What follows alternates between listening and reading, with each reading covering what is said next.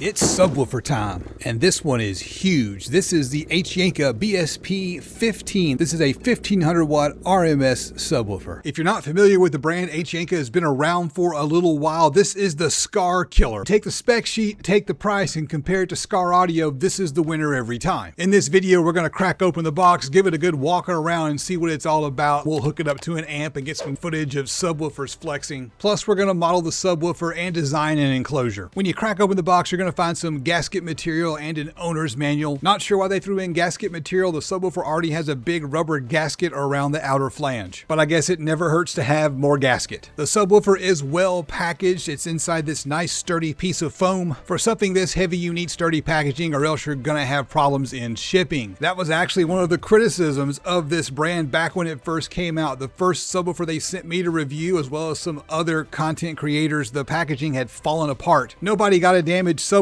so it was just fine, but bad packaging will eventually lead to broken subwoofers. Speaking of big heavy subwoofers, this thing weighs in at 31 pounds in freedom units, or 16 kilograms for my kilogram loving friends. This subwoofer is available in dual 2 ohm and dual 4 ohm, and take a look at these big beefy push terminals. That is 8 gauge wire, plenty of room for 8 gauge wire. Taking a look at the cone now, it is a pressed paper cone. It looks like it's got a poly dust cap, and the front has a bunch of little glittery sparkles embedded in the cone. The rubber surround is stitched to the cone, and the cone has ribs for additional support. Something I noticed I thought was a bit odd, the logo is red, but the stitching is orange. Looking inside the big beefy aluminum basket, you can see tinsel leads that are stitched into the spider, with plenty of venting around the 3-inch voice coil. Speaking of vents, on the back it's got a big central pole vent. The resonant frequency is just a hair under 32 hertz, and it has 16.5 millimeters of X-Max. That 16.5 seems a little bit low for a subwoofer this beefy. I would have expected a little more X-Max out of this thing. In order to get an idea of how the subwoofer might perform out in the real world, I like to model the subwoofer with software. I've actually built my own software for this. There's a YouTube video here that talks about it. And any of these images or this right here, we can click that. It's going to take us to the box builder tools. While you're there, if you're looking for any discounts on audio gear, I've got a list of discount codes that you can use the next time you make a purchase.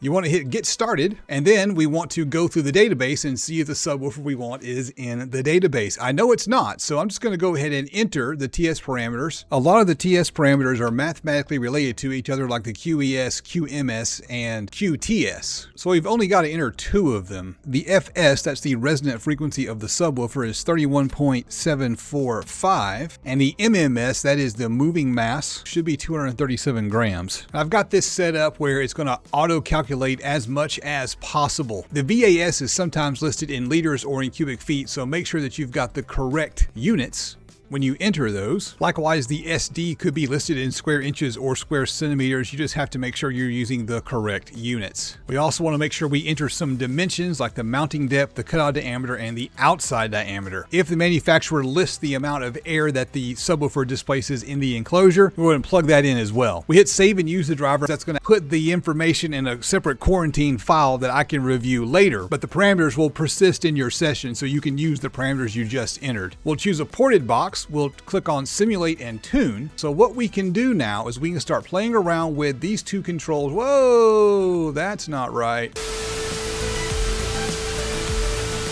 Okay, so I made a mistake with the TS parameters. I cut the camera off and went in and fixed it. This is the reason why if users enter TS parameters, I quarantine them, because it's really easy to make a mistake entering TS parameters, which is why you should be using this tool, because I've got the TS parameters for over 1,500 subwoofers already loaded into it for you. So back to the modeling. With a big 15 like this, I like to give it a big box. I like to start at 4 cubic feet and see what I get. What I want to do is crank up the enclosure size a little bit. So we're going to go with the 5 cubic foot box and see how that looks. And then I want to take the tuning frequency and I want to send it down a little bit lower. And that's going to give us a box that doesn't give us a big boost in output, but it's going to give us some nice low end extension. And a 5 cubic foot box is pretty big. I don't want to go much bigger than that. There are trade-offs in box design. As the box gets bigger, you get more output, but it's bigger and harder to fit in your car. As the box gets smaller, the port gets longer, so it's harder to fit the port in the box.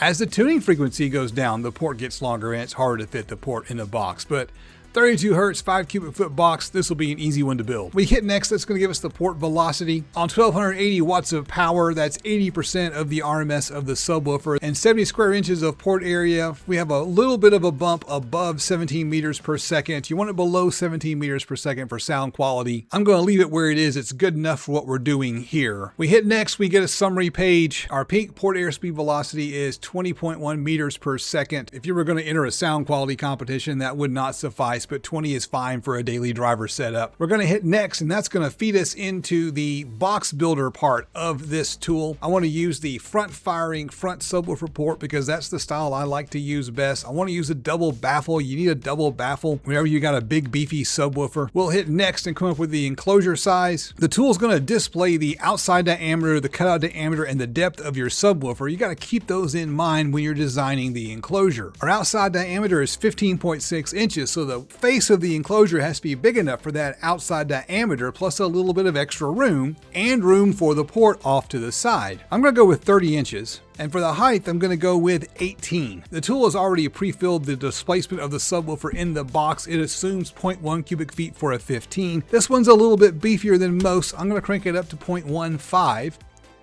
And I want to use the advanced plans. You need a router to cut out the port if you use the advanced plans. We hit next, and the computer is going to grind away for a second and generate some plans. If your plans aren't reasonable or feasible, it will kick the plans back and ask you to try again. Here we have a success. We're 30 inches wide, 18 inches tall, and 26.5 inches deep. Our port is 4.25 inches wide with an effective length of 30 inches. And we have this nice, cool 3D viewer that's going to show us what our box looks like. And if we look in here close, at the second port wall is this little bitty nub of a port wall. And there's nothing wrong with that, but what I want to do is go back and I want to make it just a hair wider, and that's going to make it a little less deep, and it's going to make that second port wall a little bit longer. There we go. I like that a little bit better. It's just a matter of personal preference. This 3D viewer is really neat. We can spin it around inside the software, look at it from different angles, and get an idea of how it goes together before we hit next. And in this stage, you will enter your email address and the system will email you some plans for your subwoofer box. This right here is what those plans will look like. It's going to give you a project overview. It's going to give you a big picture look at the box itself, as well as a few 3D views to help you visually understand how your box is going to go together. And then it's going to show you the various parts of the box. The first thing it's going to give you is the front view. It's going to show you the outside dimensions of your front baffle as well as the size of your port opening. The next view is just going to repeat that view and show you the suggested speaker placement. This is merely a suggestion. You can move this anywhere you like on the baffle as long as it fits. I'm probably going to move this thing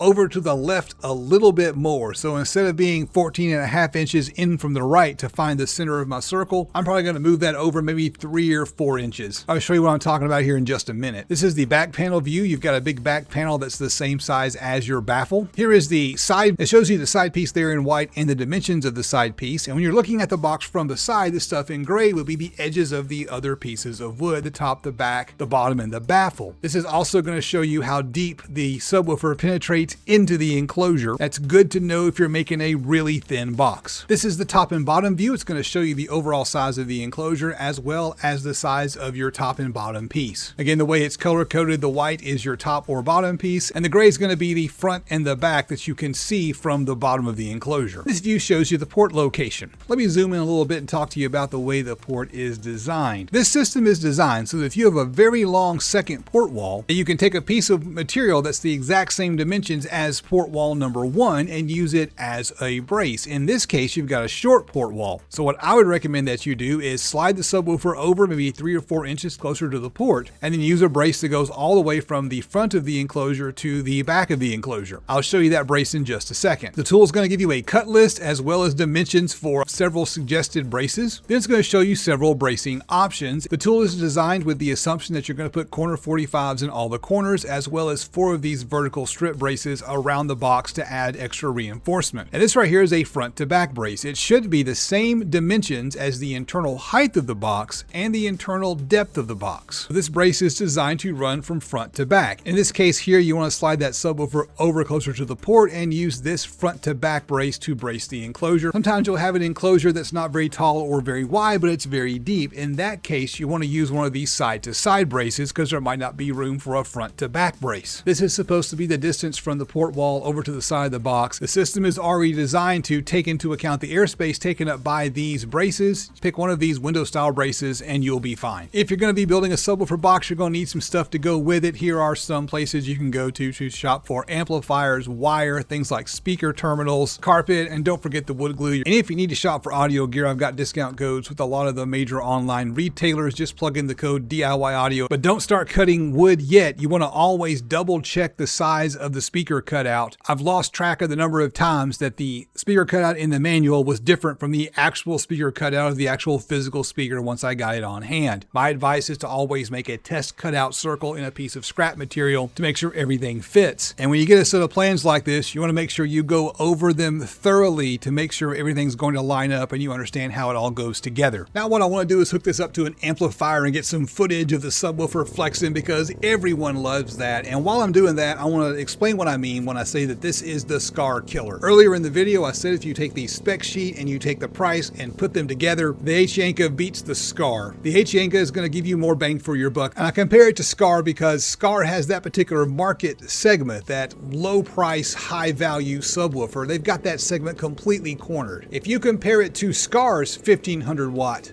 15-inch subwoofer, you're getting the same RMS power for a lot less dollars. If you drop down one level in Skar's lineup to the EVL is a 1250 watt RMS subwoofer, so the HYanka can handle more power. The HYanka is still $40 to $70 less depending on if you're catching a sale or not. As you go down Skar's lineup, the next 15-inch subwoofer is the SDR, a 600 watt subwoofer. This handles more than double that power, and of course it's $50 to $100 more depending if you catch it on sale or not. Looking at the way the HYanka is constructed, I really think it is in the same ballpark as the EVL, and it's cheaper, so why would you buy the Skar? My overall assessment of the subwoofer, it is built like a big beefy 1500 watt subwoofer should be. I'm not too keen on the sparkly cone. It's not really my style. I especially like the really big push terminals. Price for performance, it's a really good value. At the time of filming, it's under $200. Before I go, I want to say thank you to all of my patrons with a big extra shout out to the $25 and up patrons, Big Keys, Brian, Bo, B. Hutch, and Jeff. I'm Justin. This is the DIY Audio Guy YouTube channel, and I will see you on the next adventure.